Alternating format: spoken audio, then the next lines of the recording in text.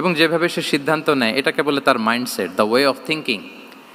তো রাসূলুল্লাহ সাল্লাল্লাহু আলাইহি ওয়া আলিহি ওয়াসাল্লামের মাইন্ডসেট কেমন ছিল, তিনি বিভিন্ন সিচুয়েশনে কীভাবে এই সিচুয়েশনটাকে ডিল করতেন, ওনার অ্যাপ্রোচ কেমন ছিল, কোন পরিস্থিতিতে কিভাবে রিয়্যাক্ট করতেন, কিভাবে রেসপন্স করতেন, কিভাবে থিঙ্ক করতেন, কিভাবে ডিসিশন মেকিং করতেন, এই টোটাল বিষয়টাকে আজকে আমরা prophetic mindset through the lens of সিরাতে কভার করবার চেষ্টা করবো ইনশাআল্লাহ। একটু ভারী টপিক, তারপরে খুব সহজ করে উপস্থাপন প্রেজেন্টেশন করতে পারলে এটা বোঝা যাবে ইনশাআল্লাহ বিইذনিল্লাহ।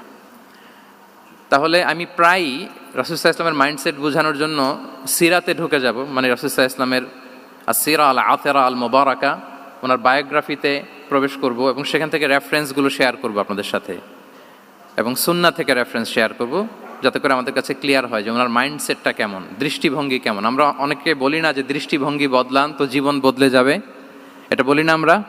তার মানে এটা খুব গুরুত্বপূর্ণ, মাইন্ডসেট খুব গুরুত্বপূর্ণ। আমরা প্রফেটিক মাইন্ডসেট নিয়ে কথা বলবো ইনশাআল্লাহ। আমি আমার রিসার্চে 12টা মাইন্ডসেট খুঁজে পেয়েছি, based on my personal research. আরও কিছু মাইন্ডসেট থাকতে পারে, কিন্তু মেইনলি ঘুরে ফিরে এই 12টার মধ্যেই সীমাবদ্ধ রাসূল সাল্লাল্লাহু আলাইহি ওয়াসাল্লামের মাইন্ডসেট।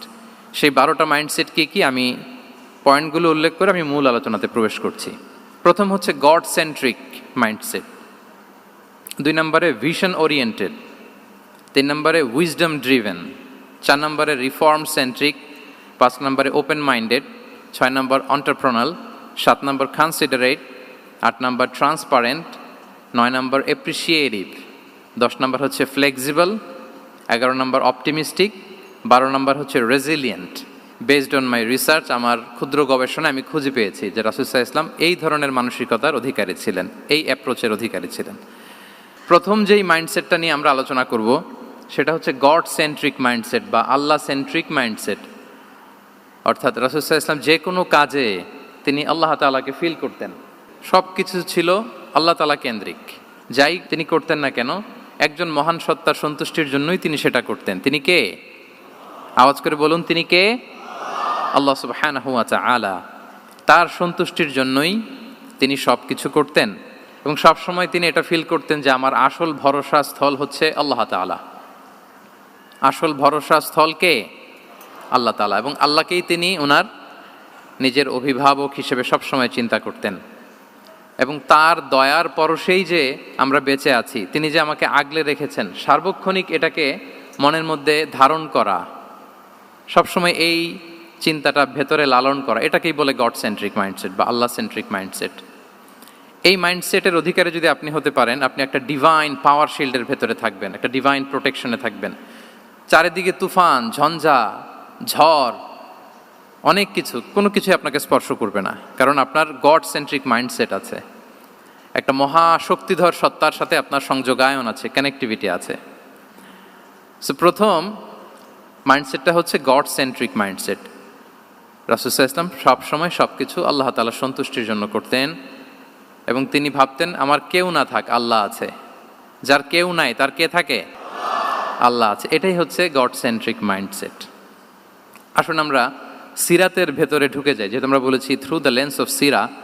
সিরাতের পরতে পরতে, সুন্নাহর পরতে পরতে আমরা দেখব যে তিনি গড সেন্ট্রিক মাইন্ডসেটের অধিকারী ছিলেন কিনা। আল্লাহর হাবিব সাল্লাল্লাহু আলাইহি ওয়া আলিহি ওয়াসাল্লাম একবার একটা যুদ্ধ থেকে ফেরার পথে মরুভূমির মাঝখানে সেনাবাহিনীকে থামিয়ে বিশ্রামের ঘোষণা দিলেন যে তোমরা একটু বিশ্রাম নাও। তো উনি একটা গাছের নিচে বিশ্রামের জন্য গেলেন এবং সেখানে গাছের ডালে ওনার তলোয়ারটা ঝুলিয়ে রাখলেন, ঝুলিয়ে বিশ্রাম নিতে লাগলেন, ঘুমিয়ে পড়লেন। হঠাৎ এক বেদুইন এসে রাসূল সাল্লাল্লাহু আলাইহি ওয়াসাল্লামের এই কোষবদ্ধ তলোয়ারটা কোষমুক্ত করে এরকম হাতে নিল। রাসূল সাল্লাল্লাহু আলাইহি ওয়াসাল্লাম ঘুম থেকে জেগে উঠলেন। এবার বেদুইন বলতে আরম্ভ করলো, মাইয়ামনাউকা মিন্নি, এই মুহাম্মদ তোমাকে এবার কে বাঁচাবে বলো, এই তো আমার হাতে তলোয়ার, কে বাঁচাবে? সাথে সাথেই আল্লাহর হাবিব সাল্লাল্লাহু আলাইহি ওয়া আলিহি ওয়াসাল্লাম উনি উত্তরে বললেন আল্লাহ। উত্তরে কি বললেন? কোনো চিন্তা ভাবনা নাই যে ওরে আঘাত করা যায় কিনা পাল্টা, বা কোনোভাবে ওর কনফিডেন্স ডাউন করা যায় কিনা, এদিক সেদিক কারো সাপোর্ট চাওয়া যায় কিনা, কোনো দিকে না তাকিয়ে কি বললেন? আল্লাহ। সব সময় তিনি আল্লাহ কেন্দ্রিক ছিলেন।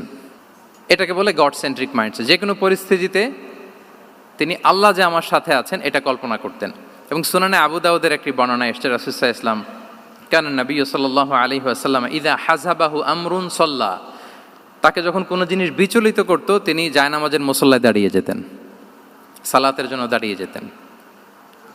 বিপদে পড়লেই আল্লাহর কাছে সেটা সঁপে দিতেন, শেয়ার করতেন। আমরা বর্তমানে কোনো বিপদে পড়লেই কি করি? আগে কোথায় শেয়ার করি? ফেসবুকে। আসলে করা উচিত কার সাথে? হ্যাঁ, আমার স্ত্রীর সাথে শেয়ার করার আগেও শেয়ার করব কার সাথে? আমার বন্ধুর সাথে শেয়ার করার আগেও শেয়ার করব কার সাথে? আল্লাহর সাথে। আমরা যদি হিজরতের ঘটনাটাকে একটু অ্যানালাইজ করি তাহলে দেখব যে গারে সাউরে যখন আল্লাহ রাসূল সাল্লাল্লাহু আলাইহি ওয়াসাল্লাম এবং আবু বকর রাদিয়াল্লাহু তাআলা আনহু ওনারা আশ্রয় নিয়েছিলেন রাত্রিবেলায়, কুরাইশরা যখন খুঁজতেছিল, আবু বকর রাদিয়াল্লাহু তাআলা আনহু বলেন যে কুরাইশদের পা দেখা যাচ্ছে, ওরা যে হেঁটে যাচ্ছে, একটু উকি মারলেই আমাদেরকে দেখা যায়। তিনি অত্যন্ত ভীত সন্ত্রস্ত, তটস্থ, নিজের জন্য নয়, রাসূল সাল্লাল্লাহু আলাইহি ওয়াসাল্লামের সেফটির জন্য। রাসূল সাল্লাল্লাহু আলাইহি ওয়াসাল্লাম আবু বকর রাদিয়াল্লাহু তাআলা আনহুকে বলেন যে আবু বকর চিন্তা করো না, লা তাহসান ইন্নাল্লাহা মা'ানা, আবু বকর চিন্তা করো না, আল্লাহ আমাদের সাথে আছেন। সুবহানাল্লাহ। আমাদের সাথে কে আছেন? আল্লাহ আমাদের সাথে আছেন। এটা হচ্ছে গড সেন্ট্রিক মাইন্ডসেটের উদাহরণ। আপনার মনকে বুঝাতে হবে যে আল্লাহ আমার সাথে আছে। মনকে তুমি বুঝিয়ে বলো আল্লাহ আছে আমার সাথে। এই বাক্যটা মুখস্থ করা যাবে? মনকে তুমি বুঝিয়ে বলো আল্লাহ আছেন আমার সাথে। আপনার পুরো জীবনের সব কাজের সাথে যদি এই বাক্যটাকে মিলিয়ে ফেলতে পারেন, দেখবেন যে কোনো কিছুই আপনার ক্ষতি করতে পারতেছে না। এটাকে বলে গড সেন্ট্রিক মাইন্ডসেট। আল্লাহ আমার সাথে আছেন, কেউ নাই কিন্তু আল্লাহ তাআলা আমার সাথে আছেন। এবং গড সেন্ট্রিক মাইন্ডসেটের সবচেয়ে বড় সুবিধা হচ্ছে আপনার মনে কখনো হতাশা কাজ করবে না, হতাশা বাঁধবে না, কারণ আপনার সাথে এক মহাশক্তিধরের কানেক্টিভিটি আছে। তিনি কে বলুন তো আওয়াজ করে? তিনি আল্লাহ। হতাশা আসবে না। এই যে আমাদের জাতীয় জীবনের এখন সবচাইতে বড় বড় সমস্যাগুলোর যদি আমরা লিস্ট করি, একটা বড় সমস্যা হচ্ছে ডিপ্রেশন, তাই না? আমরা ডিপ্রেশনে ভুগি না? আপনাদের ডিপ্রেশন হয় কখনো? আচ্ছা, ডিপ্রেশন কাকে বলে আগে বলে। ডিপ্রেশন হচ্ছে আপনার আর আপনার রবের মাঝে যে দূরত্ব, এটার নাম ডিপ্রেশন। আই রিপিট, আমার আর আমার রবের মাঝে যে গ্যাপ, আমাদের সম্পর্কের যে দূরত্ব, এটার নাম কি? ডিপ্রেশন। আপনি যত আল্লাহর সাথে সম্পর্ক জোরদার করতে পারবেন, ডিপ্রেশন আপনার থেকে দৌড়ে পালাবে। এজন্য আমাদের বিশ্বাসীদের জীবনে কোনো ডিপ্রেশন নাই। আছে?